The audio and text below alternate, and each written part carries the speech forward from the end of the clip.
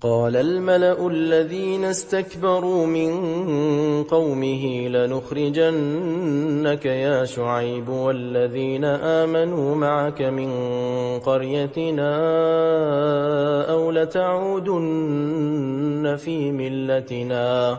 قال أولو كنا كارهين قد افترينا على الله كذبا إن عدنا في ملتكم بعد إذ نجانا الله منها وما يكون لنا أن نعود فيها إلا أن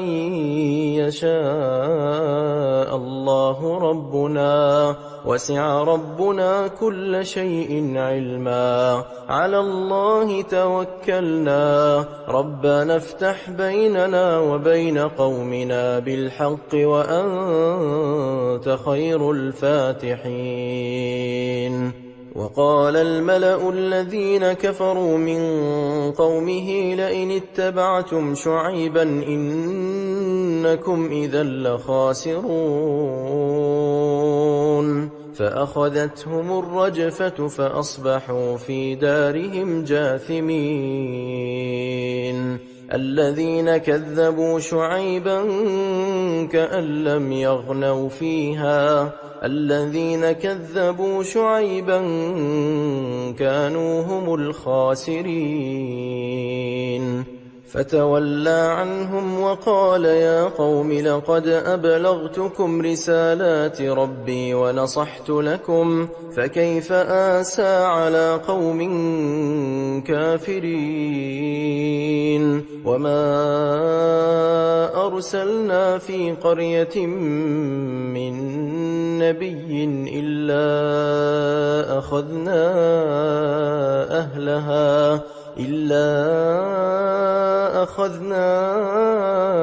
أهلها بالبأساء والضراء لعلهم يضرعون ثم بدلنا مكان السيئة الحسنة حتى عفوا وقالوا قد مس آباءنا الضراء والسراء فأخذناهم بغتة وهم لا يشعرون ولو أن أهل القرى آمنوا واتقوا لفتحنا عليهم بركات من السماء والأرض ولكن كذبوا فأخذناهم بما كانوا يكسبون أفأمن أهل القرى أن يأتيهم بأسنا بياتا وهم نائمون أوأمن أهل القرى أن يأتيهم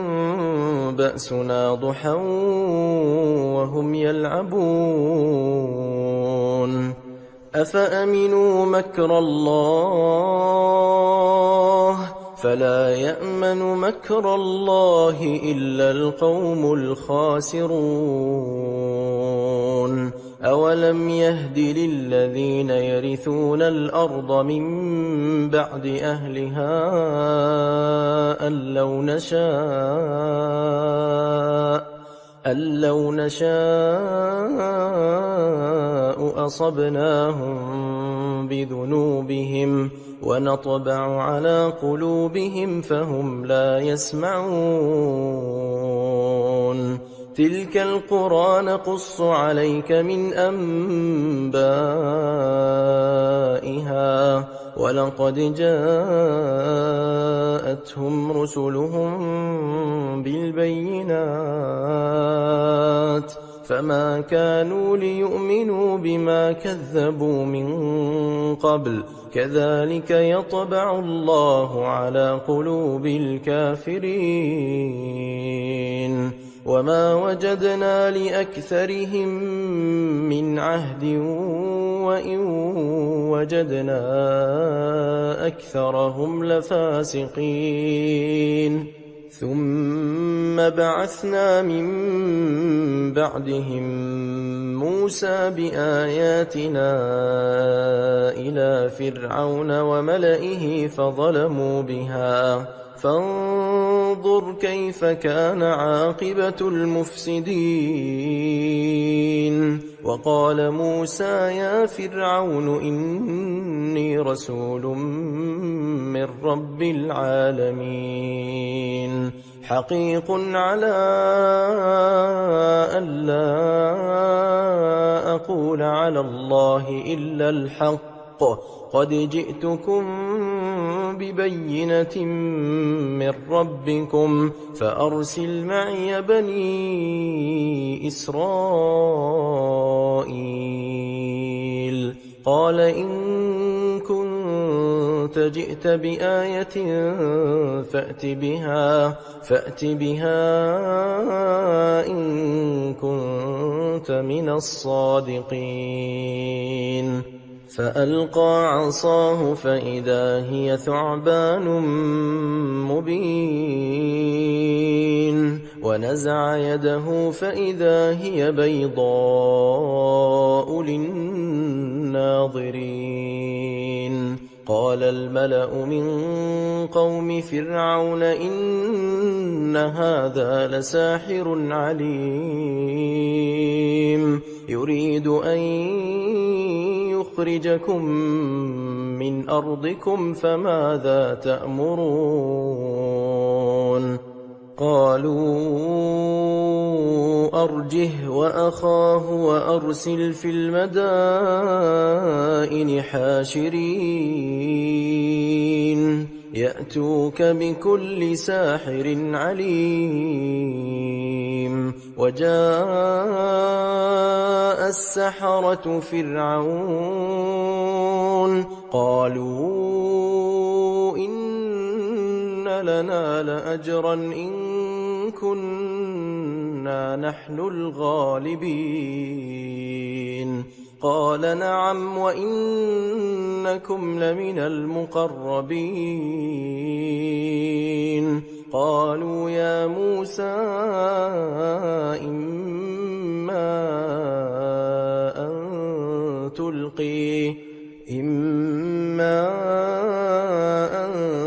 تلقي وإما أن نكون نحن الملقين قال ألقوا فلما ألقوا سحروا أعين الناس واسترهبوهم وجاءوا بسحر عظيم وأوحينا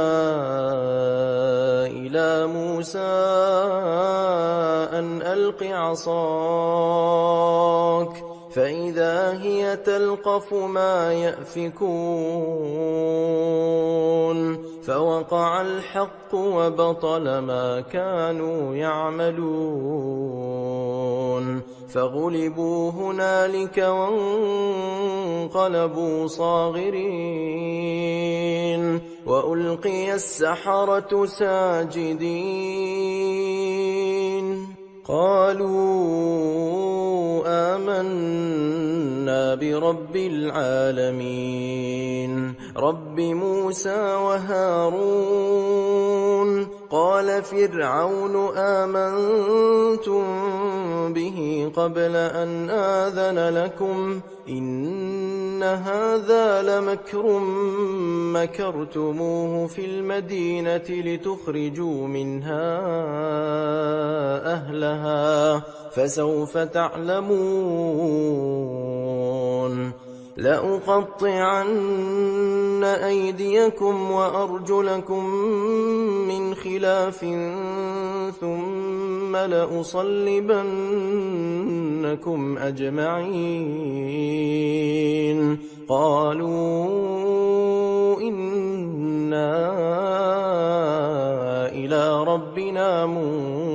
منقلبون وما تنقم منا إلا أن آمنا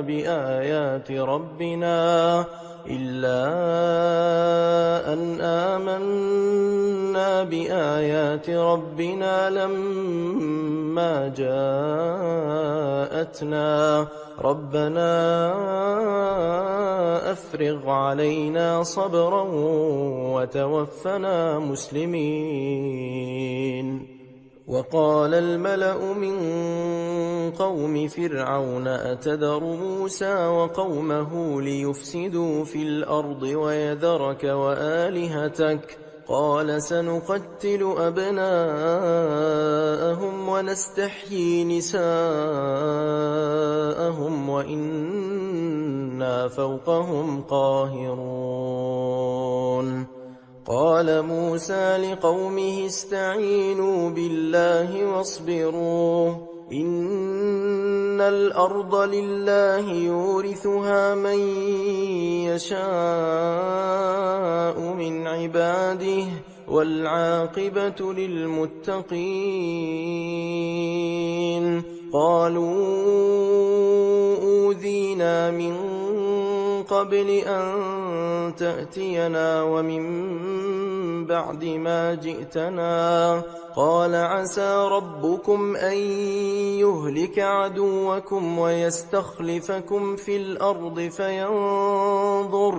فينظر كيف تعملون. ولقد أخذنا آل فرعون بالسنين ونقص من الثمرات لعلهم يذكرون. فإذا جاءتهم الحسنة قالوا لنا هذه وإن تصبهم سيئة يطيروا بموسى ومن معه ألا إنما طائرهم عند الله ولكن أكثرهم لا يعلمون. وقالوا مهما تأتنا به من آية لتسحرنا بها فما نحن لك بمؤمنين. فأرسلنا عليهم الطوفان والجراد والقمل والضفادع والدم آيات مفصلات فاستكبروا وكانوا قوما مجرمين. ولما وقع عليهم الرجز قالوا يا موسى ادع لنا ربك بما عهد عندك لئن كشفت عنا الرجز لنؤمنن لك ولنرسلن معك بني إسرائيل. فلما كشفنا عنهم الرجز إلى أجل هم بالغوه إذا هم ينكثون. فانتقمنا منهم فأغرقناهم في اليم بأنهم كذبوا بآياتنا وكانوا عنها غافلين. وأورثنا القوم الذين كانوا يستضعفون مشارق الأرض ومغاربها التي باركنا فيها وتمت كلمة ربك الحسنى على بني إسرائيل بما صبروا ودمرنا ما كان يصنع فرعون وقومه وما كانوا يعرشون. وجاوزنا ببني إسرائيل البحر فأتوا على قوم يعكفون على أصنام لهم قالوا يا موسى اجعل لنا إلها كما لهم آلهة قال إنكم قوم تجهلون إن هؤلاء متبر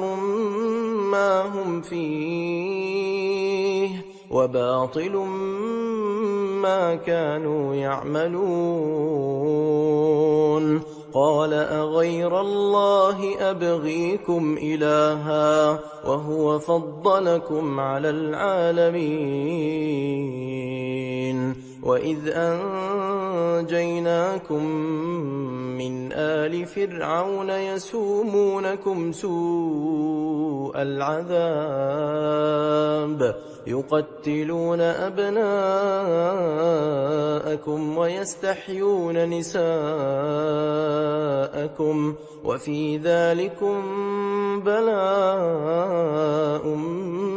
من ربكم عظيم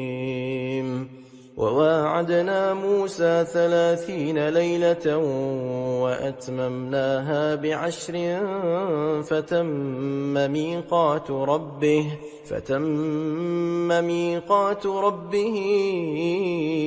40 ليلة وقال موسى لأخيه هارون اخلفني في قومي وأصلح ولا تتبع سبيل المفسدين ولما جاء موسى لميقاتنا وكلمه ربه قال رب أرني أنظر إليك قال لن تراني ولكن انظر إلى الجبل فإن استقر مكانه فسوف تراني فلما تجلى ربه للجبل جعله دكا وخر موسى صعقا فلما أفاق قال سبحانك تبت إليك وأنا أول المؤمنين قال يا موسى إني اصطفيتك على الناس برسالاتي وبكلامي فخذ ما آتيتك وكن من الشاكرين وكتبنا له في الألواح من كل شيء موعظة وتفصيلا لكل شيء فخذها بقوة وأمر قومك يأخذوا بأحسنها سأريكم دار الفاسقين سأصرف عن آياتي الذين يتكبرون في الأرض بغير الحق وإن يروا كل آية لا يؤمنوا بها وإن يروا سبيل الرشد لا يتخذوه سبيلا وإن يروا سبيل الغي يتخذوه سبيلا ذلك بأنهم كذبوا بآياتنا وكانوا عنها غافلين والذين كذبوا بآياتنا ولقاء الآخرة حبطت أعمالهم هل يجزون إلا ما كانوا يعملون واتخذ قوم موسى من بعده من حليهم عجلا جسدا له خوار ألم يروا أنه لا يكلمهم ولا يهديهم سبيلا اتخذوه وكانوا ظالمين ولما سقط في أيديهم ورأوا أنهم قد ضلوا قالوا لئن لم يرحمنا ربنا ويغفر لنا لنكونن من الخاسرين. ولما رجع موسى إلى قومه غضبان أسفا قال بئس ما خلفتموني من بعدي أعجلتم أمر ربكم وألقى الألواح وأخذ برأس أخيه يجره إليه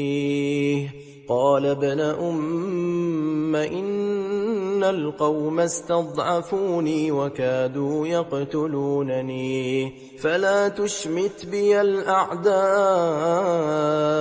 ولا تجعلني مع القوم الظالمين. قال رب اغفر لي ولأخي وأدخلنا في رحمتك وأنت أرحم الراحمين. إن الذين اتخذوا العجل سينالهم غضب من ربهم وذلة في الحياة الدنيا وكذلك نجزي المفترين. والذين عملوا السيئات ثم تابوا من بعدها وآمنوا إن ربك من بعدها لغفور رحيم. ولما سكت عن موسى الغضب أخذ الألواح وفي نسختها هدى ورحمة للذين هم لربهم يرهبون. واختار موسى قومه 70 رجلا لميقاتنا فلما أخذتهم الرجفة قال رب لو شئت أهلكتهم من قبل وإياي أتهلكنا بما فعل السفهاء منا إن هي إلا فتنتك تضل بها من تشاء وتهدي من تشاء أنت ولينا فاغفر لنا وارحمنا وأنت خير الغافرين.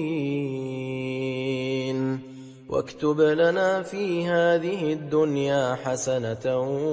وفي الآخرة إنا هدنا إليك. قال عذابي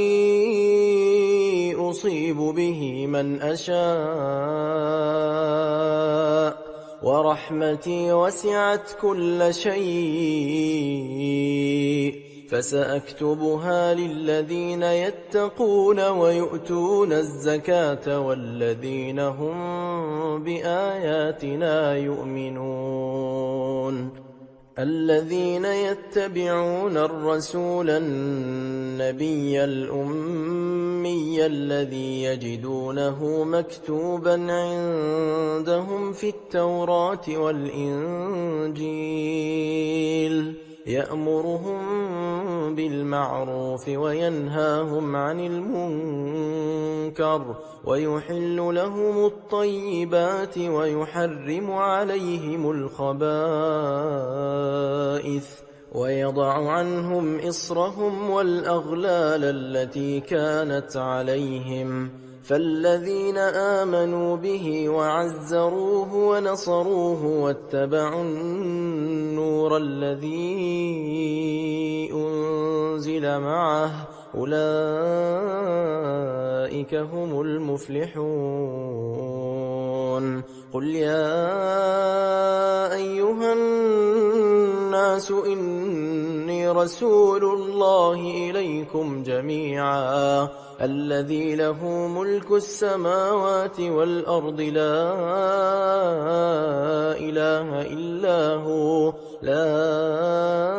إله إلا هو يحيي ويميت. فآمنوا بالله ورسوله النبي الأمي الذي يؤمن بالله وكلماته واتبعوه لعلكم تهتدون. ومن قوم موسى أمة يهدون بالحق وبه يعدلون. وقطعناهم 12 أسباطا أمما وأوحينا إلى موسى إذ استسقاه قومه أن اضرب بعصاك الحجر فانبجست منه 12 عينا قد علم كل أناس مشربهم وظللنا عليهم الغمام وأنزلنا عليهم المن والسلوى كلوا من طيبات ما رزقناكم وما ظلمونا ولكن كانوا أنفسهم يظلمون. وإذ قيل لهم اسكنوا هذه القرية وكلوا منها حيث شئتم وقولوا حطة وادخلوا الباب سجدا نغفر لكم خطيئاتكم سنزيد المحسنين. فبدل الذين ظلموا منهم قولا غير الذي قيل لهم فأرسلنا عليهم رجزا من السماء بما كانوا يظلمون. واسألهم عن القرية التي كانت حاضرة البحر إذ يعدون في السبت إذ تأتيهم حيتانهم يوم سبتهم شرعا ويوم لا يسبتون لا تأتيهم كذلك نبلوهم بما كانوا يفسقون. وإذ قالت أمة منهم لم تعظون قوما الله مهلكهم أو معذبهم عذابا شديدا قالوا معذرة إلى ربكم ولعلهم يتقون. فلما نسوا ما ذكروا به أنجينا الذين ينهون عن السوء وأخذنا الذين ظلموا بعذاب بئيس بما كانوا يفسقون. فلما عتوا عما نهوا عنه قلنا لهم كونوا قردة خاسئين. وإذ تأذن ربك ليبعثن عليهم إلى يوم القيامة من يسومهم سوء العذاب إن ربك لسريع العقاب وإنه لغفور رحيم. وقطعناهم في الأرض أمما منهم الصالحون ومنهم دون ذلك وبلوناهم بالحسنات والسيئات لعلهم يرجعون. فخلف من بعدهم خلف ورثوا الكتاب يأخذون عرض هذا الأدنى ويقولون سيغفر لنا وإن يأتهم عرض مثله يأخذوه ألم يؤخذ عليهم ميثاق الكتاب ألا يقولوا على الله إلا الحق ودرسوا ما فيه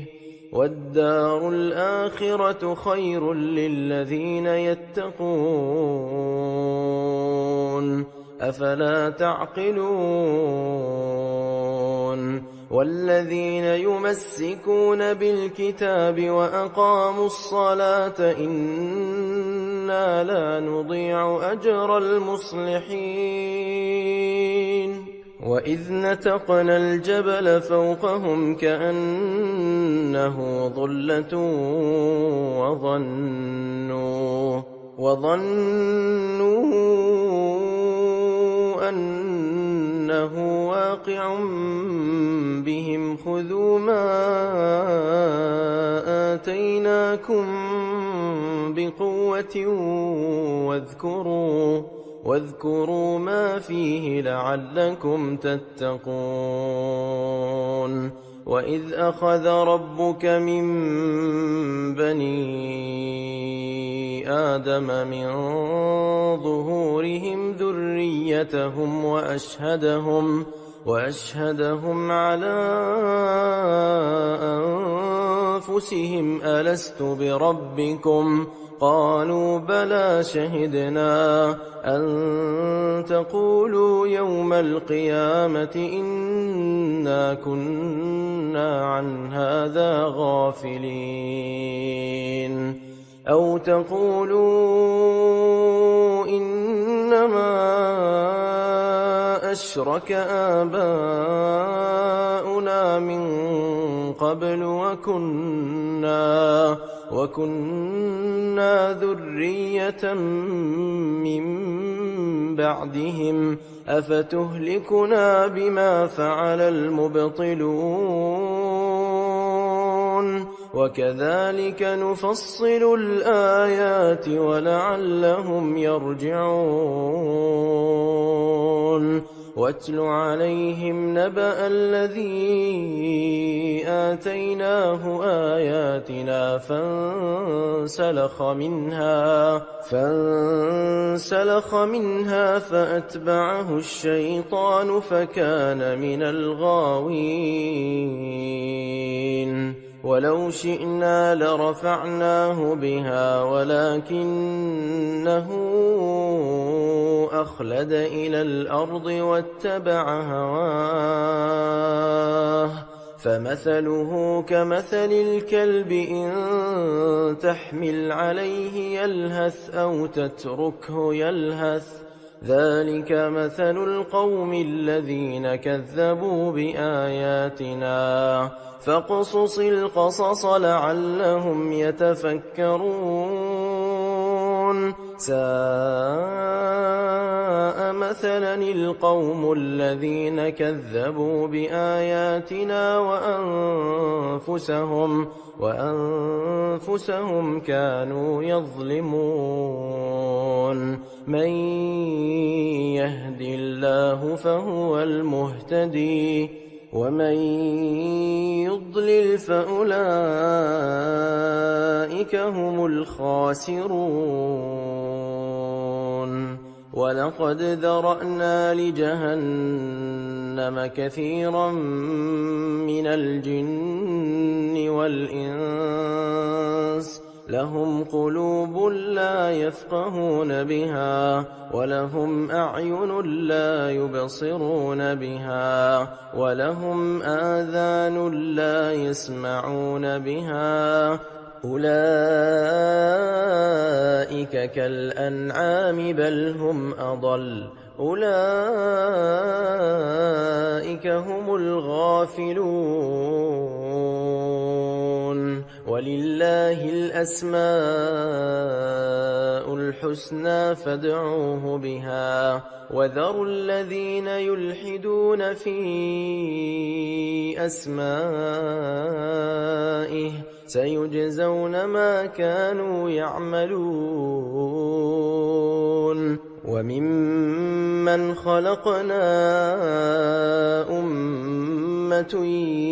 يهدون بالحق وبه يعدلون والذين كذبوا بآياتنا سنستدرجهم من حيث لا يعلمون وأملي لهم إن كيدي متين أولم يتفكروا ما بصاحبهم من جنة إن هو إلا نذير مبين أولم ينظروا في ملكوت السماوات والأرض وما خلق الله من شيء وأن عسى أن يكون قد اقترب أجلهم فبأي حديث بعده يؤمنون من يضلل الله فلا هادي له ويذرهم في طغيانهم يعمهون يسألونك عن الساعة أيان مرساها قل إنما علمها عند ربي لا يجليها لوقتها إلا هو ثقلت في السماوات والأرض لا تأتيكم إلا بغتة يسألونك كأنك حفي عنها قل إنما علمها عند الله ولكن أكثر الناس لا يعلمون قل لا أملك لنفسي نفعا ولا ضرا إلا ما شاء الله ولو كنت أعلم الغيب لاستكثرت من الخير وما مسني السوء إن أنا إلا نذير وبشير لقوم يؤمنون هو الذي خلقكم من نفس واحدة وجعل منها زوجها ليسكن إليها فلما تغشاها حملت حملا خفيفا فمرت به فلما أثقلت دعوا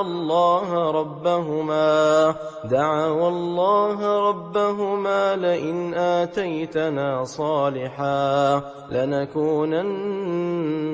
من الشاكرين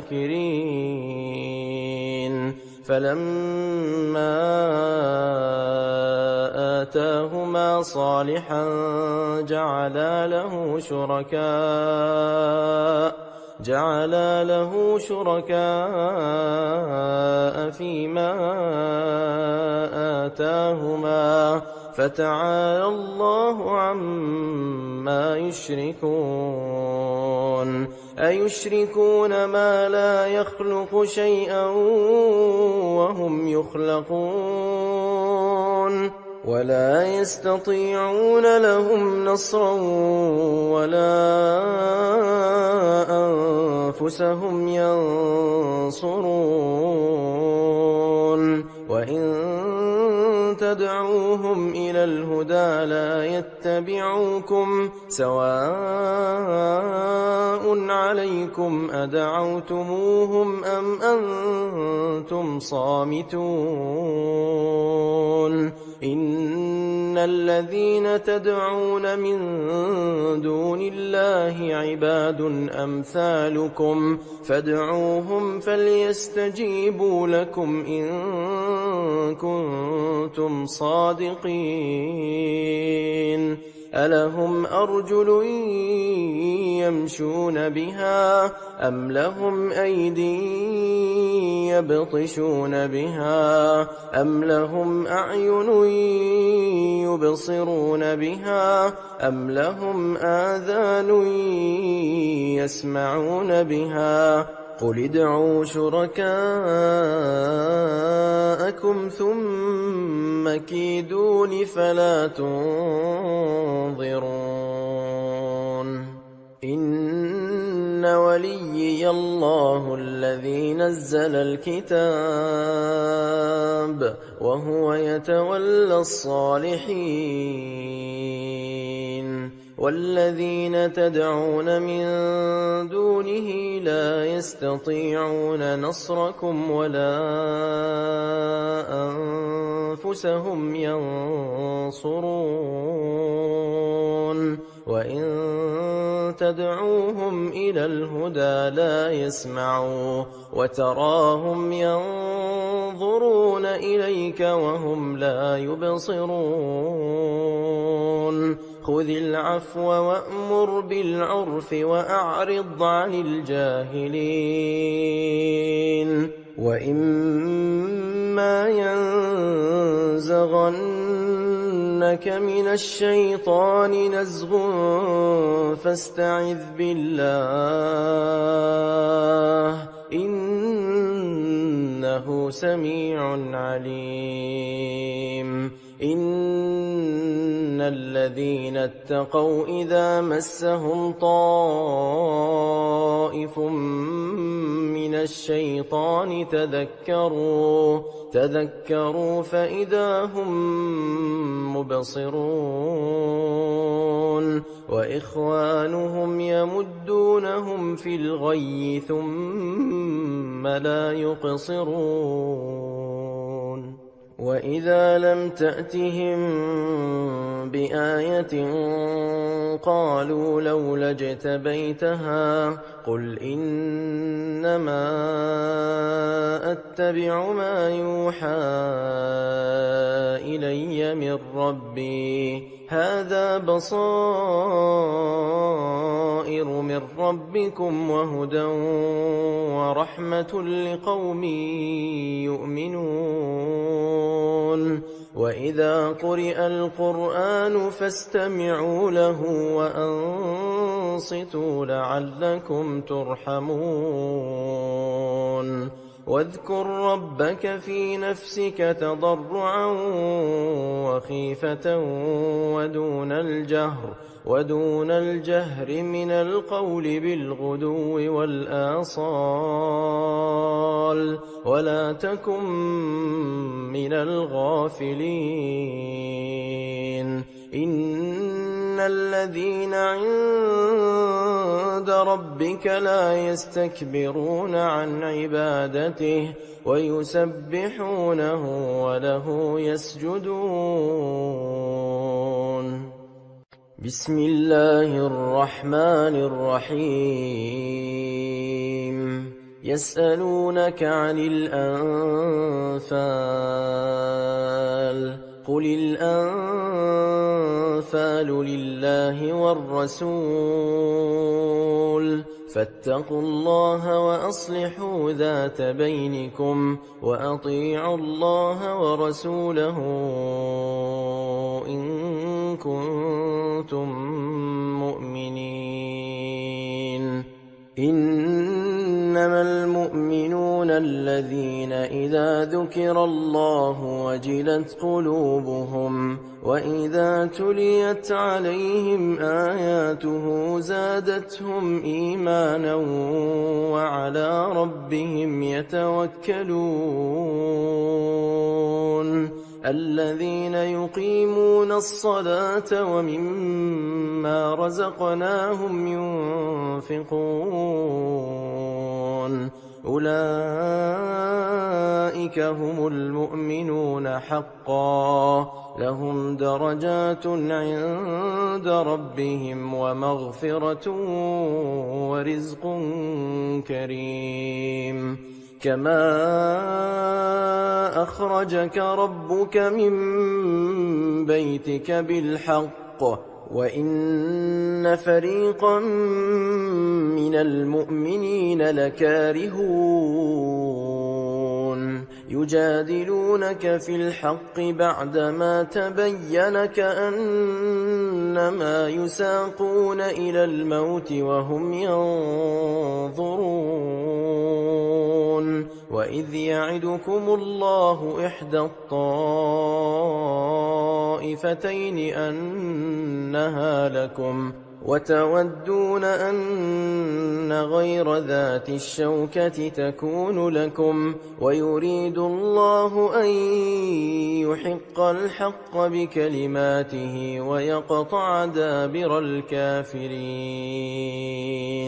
ليحق الحق ويبطل الباطل ولو كره المجرمون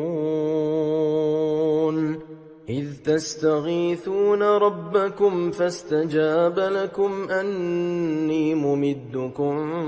ب1000 من الملائكة مردفين وما جعله الله إلا بشرى ولتطمئن به قلوبكم وما النصر إلا من عند الله إن الله عزيز حكيم إذ يغشيكم النعاس أمنة منه وينزل عليكم من السماء ماء ليطهركم به ويذهب عنكم رجز الشيطان وليربط على قلوبكم ويثبت به الأقدام إذ يوحي ربك إلى الملائكة أني معكم فثبتوا الذين آمنوا سألقي في قلوب الذين كفروا الرعب فاضربوا فوق الأعناق واضربوا منهم كل بنان ذلك بأنهم شاقوا الله ورسوله ومن يشاقق الله ورسوله فإن الله شديد العقاب ذلكم فذوقوه وأن للكافرين عذاب النار يا أيها الذين آمنوا إذا لقيتم الذين كفروا زحفا فلا تولوهم الأدبار ومن يولهم يومئذ دبره إلا متحرفا لقتال أو متحيزا إلى فئة فقد باء بغضب من الله ومأواه جهنم وبئس المصير فلم تقتلوهم ولكن الله قتلهم وما رميت إذ رميت ولكن الله رمى وليبلي المؤمنين منه بلاء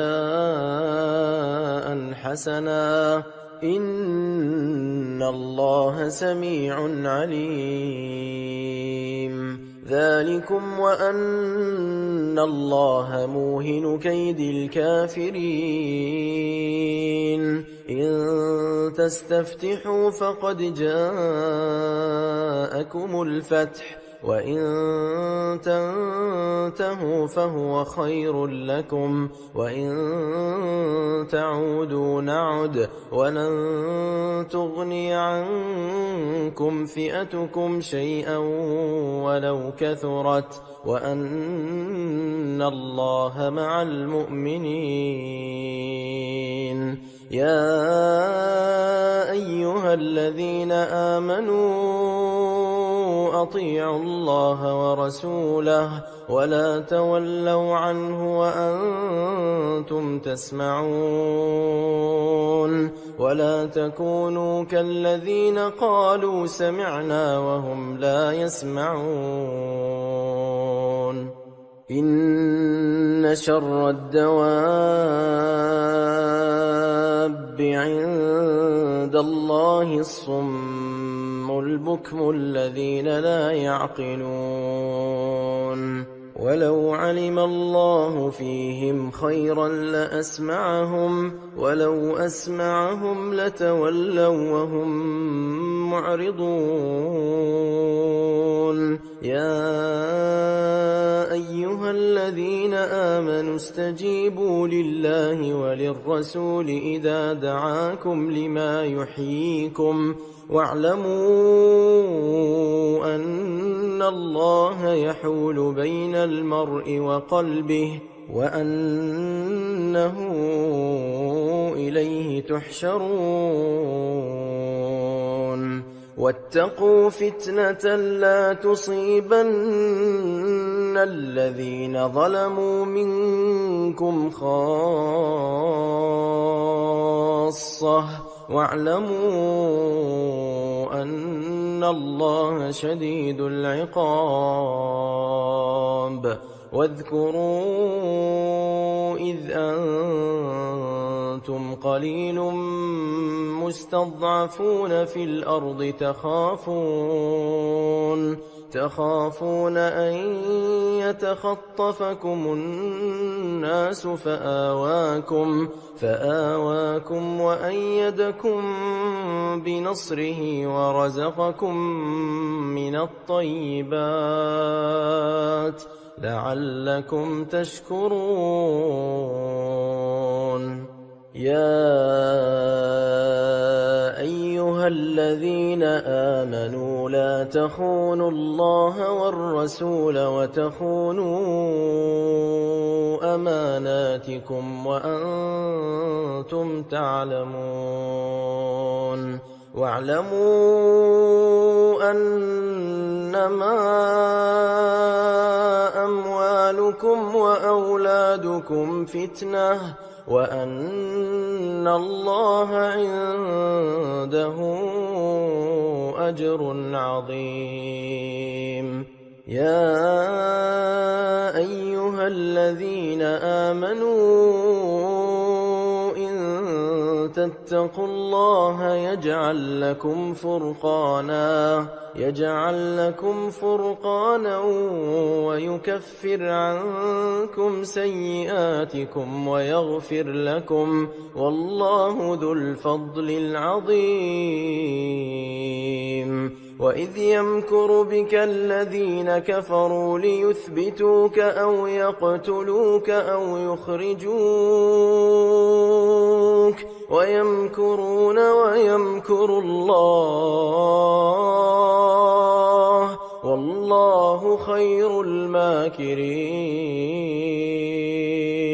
وإذا تتلى عليهم آياتنا قالوا قد سمعنا لو نشاء